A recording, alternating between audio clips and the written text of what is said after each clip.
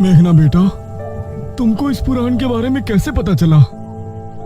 शायद अभी सच बोलना ठीक नहीं होगा। मुझे माफ कीजिएगा अंकल, मैं एक रात यहाँ अकेले आई थी, तभी मैंने उस चाबी को रखे देखा था, लेकिन वो उस तहखाने की है ये मुझे नहीं पता था।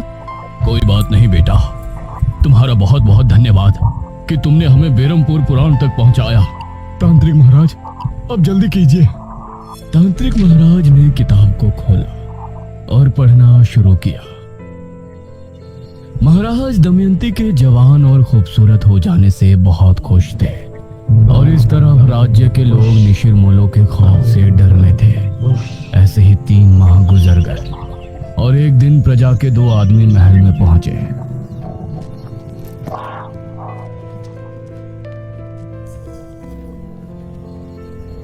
महाराज, आपके सिपाहियों ने हमारे गांव के 4 निशिर-मोलों को मार दिया और उस मुर्दे को लेकर आपके पास चले आए। आप ऐसा क्या कर रहे हैं महाराज?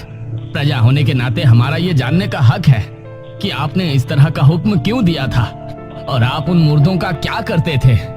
इस पर महाराज कुछ बोलते उससे पहले ही दमयंती बोली, तुम्हारी हिम्मत कैसे हुई ये सवाल महाराज से करने की? दमयंती, आप हमें बात करने दीजिए। नहीं महाराज,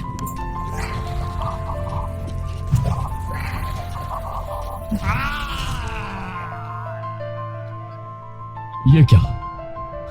कौन हो तुम? दमयंती, एक डायन। ये सुनकर सभी हैरान और खौफ में थे।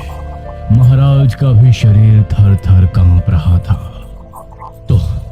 तो आपने हमसे विवाह क्यों किया? क्यों प्रेम का खेल रचाया हमारे साथ? मैं ये पति पत्नी के किसी धर्म को नहीं मानती।